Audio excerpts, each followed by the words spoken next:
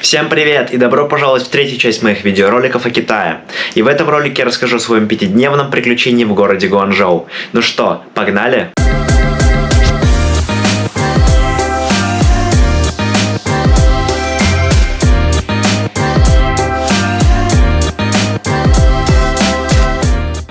Как только заселился в свой отель, первым делом мы отправились на улицу Бейджинг Роуд.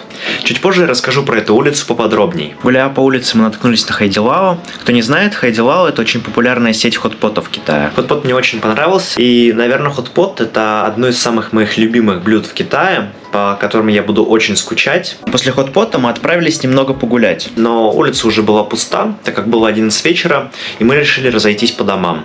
И я поехал в свой отель. Когда я приехал в отель, я долгое время не мог заснуть из-за джетлага, потому что на тот момент в Эстонии было всего 6 часов вечера. В итоге спать я пошел в 3 часа ночи. На второй день мы решили поехать в зоопарк Гуанчжоу, который я очень хотел посетить. Но перед тем, как отправиться в зоопарк, я расскажу немножечко фактов о городе Гуанчжоу. В городе Гуанчжоу живет более 18 миллионов человек. Площадь города 7434 километров квадратных. Город является третьим по величине после Пекина и Шанхая, и также считается главным городом в провинции Гуандонг. В Китай я приехал в августе, да еще и в летние каникулы, так что туристов на всех достопримечательностях было очень много, и температура каждый день не опускалась меньше 30 градусов. Билеты в зоопарк мы купили в приложении Alipay. Один билет на взрослого стоил 20 юаней. Зоопарк Гуанчжоу считается одним из крупнейших в Китае, и ежегодно его посещает более 4 миллионов человек. В зоопарке представлено множество разных видов, а также можно посмотреть на гигантскую и красную панду. Кстати, многие китайцы гуляли по зоопарку с зонтиками, чтобы скрываться от солнца. Интересный факт. Многие китайцы думают, что европейцы вообще не используют зонты. После зоопарка мы отправились есть молотанг. Молотанг — это такой местный фастфуд, куда можно выбирать ингредиенты самостоятельно. В общем, можно создать свой уникальный суп. На стенде представлено множество различных ингредиентов, которые можно выбрать, а затем взвесить.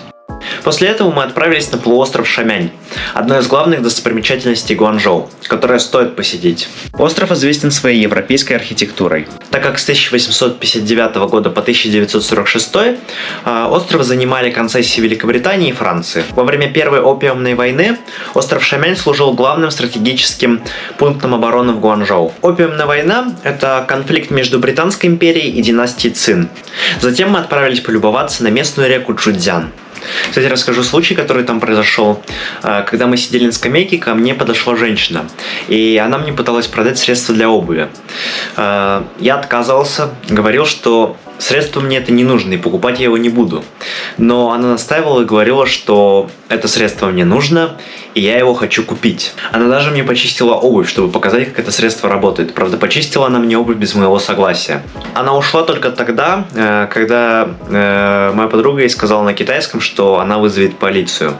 По-другому она не понимала. Если не ошибаюсь, средства она мне пыталась продать за 100 юаней. После острова Шамянь мы решили отправиться в музей Кантонской оперы, по пути зайдя на улицу китайской медицины. Там было очень много разных корешков, морских звезд, морских коньков, сушеных кальмаров, рыбы, трав, жуков и так далее. Через 5 минут мы дошли до музея Кантонской оперы. Кантонская опера зародилась примерно в правлении императора Цзяна династии Мин. Погуляв немного по музею Кантонской оперы и поделав немного фотографий, мы отправились в дом детства Брюса Ли. Дом Брюса Ли не просто так находится недалеко от музея Кантонской оперы. В прошлом отец Брюса Ли был звездой Кантонской оперы. В доме представлены различные артефакты, и также там были представлены вещи его первого учителя Ип Мана. На следующий день мы договорились пойти утром в парк Юйсю, который тоже обязательно стоит посетить, если вы находитесь в Гуанчжоу. Парк был создан в 1952 году и занимает площадь 860 тысяч метров квадратных. В парке произрастает сотни видов растений. Там можно увидеть почти все виды деревьев, характерных для южной части Китая. Также в парке находятся 4 искусственно вырытых озера, занимающие площадь 50 тысяч метров квадратных. Парк был гигантский, и полностью обойти его, к сожалению, не получилось. И чтобы увидеть вторую часть парка, нам даже пришлось проехать одну станцию на метро. Символ парка — статуя 5 козлов, с которой нужно сделать обязательно фотографию. Также в парке находится еще одна популярная фототочка — зеленые трибуны. Когда-то там сделал фотографию кто-то из китайских знаменитостей, и в общем сейчас многие китайцы ходят туда сделать фотографии в свои социальные сети. После парка мы отправились к мемориалу Суня Яцена, первого президента Китая. Это одно из главных культурных достопримечательностей Гуанчжоу, которое точно стоит посетить. В здание также можно было зайти, но, к сожалению, именно в зал в здании зайти нельзя было, так как там проходил концерт какого-то известного китайского айдола. И в здание пройти было непросто. На входе был security чек, как в аэропорту. Нужно было положить свои портфели на сканер и пройти через металлодетектор. Также нельзя было проносить туда свою воду. Что было немного удивительно, так как в Китае во все заведения можно приходить со своими напитками, и тебя оттуда не прогонят. Вход в здание стоил 10 юаней. В Китае видеокамеры были буквально на каждом шагу. А также я еще заметил одну вещь, что там было очень много полиции. Полиция была буквально на каждом шагу, даже ночью. После мемориала Суня Яцена мы отправились в центр города. Как только я вышел из метро, я был просто окружен небоскребами. И, если честно, сложно поверить, что когда-то Гуанчжоу был маленьким провинциальным городком. Сейчас город является крупнейшим промышленным, финансовым и транспортным центром Южного Китая. В центре города мы зашли поесть в торговом центре Тимол, одном из самых больших торговых центров Гуанчжоу. В торговом центре было так много народу, что пройти к ресторану было настоящим испытанием. Мы дошли до ресторана и даже еще пришлось отсидеть очередь. Кстати, в Китае есть такая особенность, что почти во все рестораны нужно отстоять очередь, так как население в Китае большое и людей очень много. Чтобы занять очередь в ресторан, нужно было сосканировать QR-код в Alipay или WeChat, чтобы получить свой номерок. Мы заказали блюдо дня, и стоило оно 120 юаней, что я считаю очень неплохо. После того, как мы поели, мы отправились на Кантонскую телебашню, которую я очень хотел посетить долгое время. До башни шла прямая линия метро.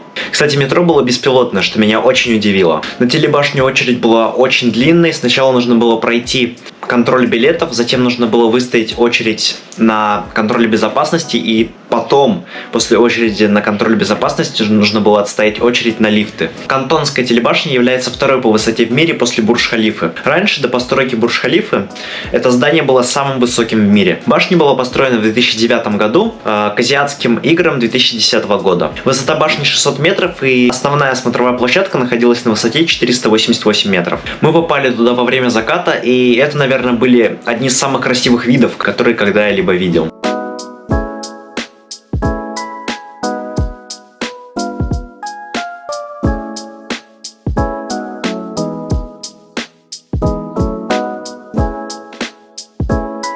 На башне мы пробовали час, я долго не хотел уходить и наслаждался этими потрясающими видами. После Кантонской телебашни мы отправились погулять по ночному центру города Гуанчжоу. Ночью обязательно стоит сходить в центр Гуанчжоу, чтобы полюбоваться высотными переливающимися зданиями. Находясь там, такое ощущение, что я находился в будущем. Все здания красились в разные цвета, что создало магически сказочную атмосферу. После прогулки мы там же решили и поужинать. И после ужина мы решили разойтись по домам, потому что я очень устал. Мы очень много всего посмотрели. В следующем видеоролике вы увидите продолжение моего 5-дневного приключения в городе Гуанчжоу. Спасибо большое за просмотр и увидимся в следующем видеоролике. Пока-пока!